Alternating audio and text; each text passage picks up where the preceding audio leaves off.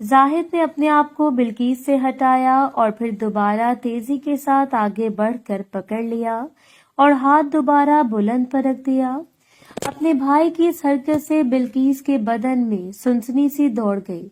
बिल्किस ने मजे से बेहाल होते अपने होंठों को सख्ती से एक दूसरे के साथ भींचा ताकि कहीं इसके मुंह से इसकी आवाज न फूट पड़े। अब अम्मी से कहकर अपने लिए एक बीवी का बंदोबस्त करें, मुझे क्यों सता रहे हैं आप भाई? बिल्किस ने अपने भाई की बात का जवाब देते हुए कहा, हाँ मैं तो बात करूंगा अम्मी से, मगर तुम ये बात याद रखो कि मैं तुमको एक बूढ़े आदमी से शादी करने की हरगिज इजाजत नहीं दे सकता। जाहिद ने बिल्किस की गर्दन और पिछले हिस्से पर फ्रेंड वाला काम करते हुए कहा, मुझे शादी के लिए आपकी इजाजत की जरूरत नहीं। बिल्किस ने अपनी गर्दन को जाहिद के सामने से हटाने की कोशिश करते हुए भाई को जवाब दिया। अपने भाई की बात सुनकर बिल्किस समझ गई कि जाहिद को अम्मी ने इसकी दोबारा शादी वाली बात बता दी है। मुझे अपने कुदरती हुस्न का दीदार करवाकर अपना आशिक बनाने के बाद अब दूसरी शादी के लिए तुमको न सिर्फ मेरी बल्कि छोटू मियाँ की भी इजाजत चाहिए। जाहिद ने बिल्किस को सख्त लहजे में अपना फैसला सुनाते हुए कहा। भाई के लहजे में सख्ती को महसूस करके बिल्किस ने भाई की बात का जवाब देना मुनासिब ना समझा और खामोश हो गई। इधर जाहिद को पिछले पहाड़ों की दरारों से निकलने वाले लावे की गर्मी महसूस हो रही थी और वो इस गर्मी को महसूस करता हुआ और जोश में आया। जाहिद का बस चलता तो वो घर के पीछे से घुसकर आगे से निकल जाता। बिल्किस को बहुत ज्यादा शर्म महसूस हो रही थी, इसलिए वो अपने आप को भाई से परे करने के लिए आगे की तरफ खिसक रही थी। बिल्किस खुद को अपने भाई से अलग रखना चाह रही थी, लेकिन चाहने के बावजूद वो अपने इस मकसद में कामयाब नहीं हो पा रही थी। बिल्किस को जिस बात का डर था, आज इसके साथ वही बात दोबारा हो रही थी कि इसका भाई मौका पाकर इसके साथ खेल रहा है और बिल्किस ना चाहते हुए भी अपने सगे भाई के हाथों और जुबान को इसके साथ ये सुलूक करने से नहीं रोक पा रही थी। अभी बिल्किस अपने दिल ही दिल में ये दुआ मांग रही थी कि कब इसकी अम्मी नहाकर बाथरूम से निकले तो इसका भाई इसकी जान बख्शी कर दे। इतने में जाहिद नीचे फर्श पर बैठ गया और दोनों पहाड़ों को खोल दिया। इससे पहले कि बिल्किस को समझ पाती, जाहिद एक पहाड़ी पर ऊपर से फ्रेंड वाला काम करने लगा और फिर जोश में इसने एक जोरदार काठी करी तो मारे दर्द और मजे के बिल्किस चिल्ला उठी।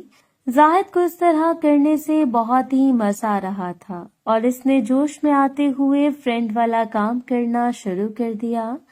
बिल्किस के लिए ये सब कुछ एक नई बात थी।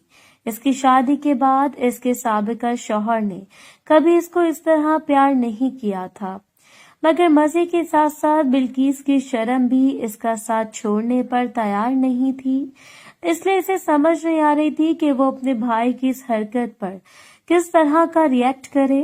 फिर अचानक अपने जज्बात को संभालते हुए बिल्किस एकदम अपने भाई की कैद से निकलकर बाहर की तरफ भागी। जाहिद ने जो ही बिल्किस को हाथों से निकलकर बाहर की तरफ भागते देखा तो वो भी उठकर अपनी बहन के पीछे लपका।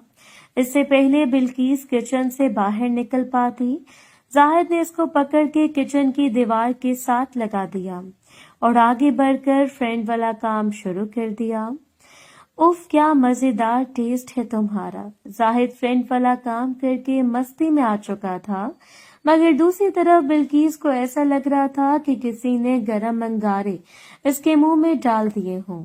इसने तो कभी ख्वाब में भी नहीं सोचा था कि इसका अपना भाई इसके साथ फ्रेंड वाला काम करेगा। बिल्किस ने गुस्से में आकर अपने भाई को एक जोरदार धक्का दिया।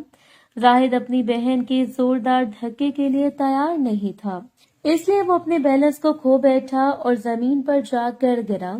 जाहिद के जमीन पर गिरने की देर थी कि बिल्किस जल्दी से किचन से निकली और इसने अपने कमरे में जाकर अपने आप को अंदर लॉक कर लिया। पहली 2 दफा की तरह आज बिल्किस अपने कमरे में आकर रोई तो नहीं, मगर पहले की तरह इसका दिल आज भी परेशान हुआ कि वो अनजाने में किसी मुसीबत में पड़ चुकी है।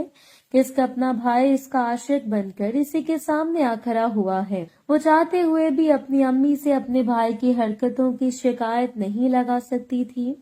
اس کی پہلی وجہ تو یہ تھی کہ اس کی امی نے کبھی بھی بلقیس کی بات پر اعتبار نہیں کرنا تھا کہ ان کا اپنا سگا بیٹا ہی ان کی بیٹی کو خراب کرنے پر تلا ہوا ہے۔ دوسرا، وہ امی کو اپنے بھائی کی شکایت لگاتی تو اس کی اپنی بھی بات امی کے سامنے ظاہر ہو جا رہی تھی کہ کیسے ان کی پردہ دار اور شریف بچی رات کی تنہائی میں ایک غیر سے چھپ چھپ کر نہ صرف گندی باتیں کرتی رہی بلکہ وہ اپنے پیاس بجھانے کے لیے اس کے پاس جا پہنچی تھی۔ ان ساری باتوں کو سوچ سوچ کر بلقیس کے پاس صبر کے علاوہ ابھی کوئی چارہ نہیں تھا، مگر وہ اپنے اس ارادے پر ابھی تک قائم تھی کہ وہ جلد ہی شادی کر کے اس گھر سے چلی جائے گی، کیونکہ اب اس کے پاس اس کے سوا کوئی دوسرا آپشن نہیں تھا۔ ادھر دوسری طرف بلقیس کے جانے کے بعد زاہد اپنے کپڑے جھاڑتے فرش سے اٹھا اور مسکراتا ہوا گھر سے باہر کی طرف چلا گیا۔ اس کا دل مطمئن تھا کہ آج اس نے پھر اپنی بہن کو پیار کر کے بتا دیا ہے کہ چاہے کچھ بھی ہو جائے زاہد اپنی بہن کی اجڑی ہوئی کھیتی کو سیراب کر کے ہی رہے گا۔ بلقیس اس وقت تک اپنے کمرے سے باہر نہیں نکلی جب تک اسے یہ یقین نہیں ہو گیا کہ اس کی امی باتھ روم سے باہر آ چکی ہے۔ اپنے کمرے سے باہر آ کر بلقیس نے سب سے پہلے یہ دیکھا کہ کہیں اس کا بھائی گھر میں تو موجود نہیں۔ اس کو جب اطمینان ہو گیا کہ زاہد گھر سے باہر جا چکا ہے تو بلقیس نے سکھ کا سانس لیا اور اپنے گھر کے کام کاج میں دوبارہ مصروف ہو گئی۔ ادھر دوسری طرف زاہد نے گھر سے نکل کر خالہ گلشن کا فون نمبر ملایا۔ جب گلشن نے اپنے فون کو اٹھا کر ہیلو کہا تو زاہد نے خالہ کو اپنا تعارف کروا کے اسے سختی سے منع کر دیا کہ خبردار آئندہ وہ اس کی بہن کے لیے اس قسم کا رشتہ لے کر آئیں تو زاہد اسے نہیں چھوڑے گا۔ خالہ گلشن جانتی تھی کہ زاہد پولیس میں تھانے دار ہے اور وہ جو بھی بات کر رہا ہے وقت آنے پر عمل بھی کر سکتا ہے۔ اس لیے خالہ گلشن نے زاہد سے وعدہ کر لیا کہ وہ دوبارہ کبھی اس کے گھر کی طرف رخ بھی نہیں کریں گی۔ کچھ دیر باہر اپنے دوستوں کے ساتھ وقت گزار کر زاہد دیر گئے اپنے گھر لوٹا۔ اس وقت تک حسب معمول اس کی امی اور بہن اپنے اپنے کمرے میں جا چکی تھیں۔ زاہد کو دوسرے دن اپنی ڈیوٹی پر واپس جانے سے پہلے ایس پی آفس میں رپورٹ کرنی تھی، اس لیے وہ بھی جا کر اپنے کمرے میں سو گیا۔ اس کے بعد کچھ دن تک زندگی اپنی روٹین پر چلتی رہی۔ اس دوران بلقیس نے بھی اپنے اسکول جانا دوبارہ سے شروع کر دیا۔ بلقیس کے اسکول آنے کے بعد نیلوفر نے اس سے بات کرنے کی کوشش کی، مگر بلقیس کے دل میں نیلوفر کے لیے غصہ ابھی تک بھرا ہوا تھا۔ اس لیے بلقیس نے نیلوفر کو ذرا بھی گھاس نہ ڈالی اور اسے مکمل نظر انداز کر دیا۔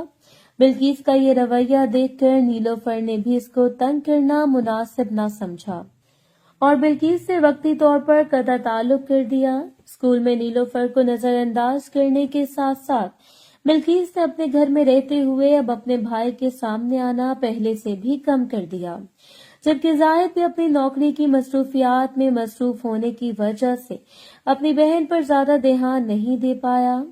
زاہد کی اپنی جاب پروموشن کا لیٹر ملا۔ زاہد اب ASI سے سب انسپیکٹر بن گیا اور اس کے ساتھ ہی اس کو جہلم ریور کے کنارے پر قائم CIA اسٹاف کا انچارج پوسٹ کر دیا گیا۔ زاہد کے لیے یہ بہت خوشی کی خبر تھی، کیونکہ ایک تو عہدہ بڑھا، اوپر سے CIA اسٹاف کا انچارج کے طور پر زاہد جیسے پولیس آفیسر کے لیے اب مال کمانے سے زیادہ مواقع میسر ہو گئے تھے۔ زاہد کی امی بھی اپنے بیٹے کی اس ترقی پر بہت خوش ہوئیں۔ ظاہر بات ہے کہ جس سے یہ بیٹے نے ASI ہوتے ہوئے ان کی موجیں کروا دی تھیں، اب وہ پہلے سے بڑا افسر بن کر اور زیادہ کاموں میں پتر بن گیا تھا۔ کچن والے واقعے کے ٹھیک ایک ہفتے بعد زاہد نے ایک دن رات گئے جب واپس اپنی ڈیوٹی سے گھر لوٹا تو اس وقت گھر میں مکمل خاموشی چھائی ہوئی تھی۔ زاہد نے اپنی امی کے کمرے کے پاس سے گزرتے ہوئے ان کے کمرے کی بند لائٹ دیکھ کر سمجھ گیا کہ اس کی امی اب اپنی مست نیند کے مزے لے رہی ہیں۔ اپنے کمرے میں جاتے ہوئے جب وہ اپنی بہن بلقیس کے کمرے کے پاس سے گزرا تو اس کو کمرے میں روشنی نظر آئی۔ کمرے سے آتی ہوئی روشنی کو دیکھ کر زاہد کی نظر اپنی بہن کے کمرے کی کھڑکی پر گئی۔ کمرے کی کھڑکی پر ایک ہلکا سا پردہ پڑا تھا اور کمرے میں لائٹ آن ہونے کی وجہ سے باہر کھڑے ہوئے انسان کو کمرے کا نظارہ کافی حد تک نظر آتا تھا۔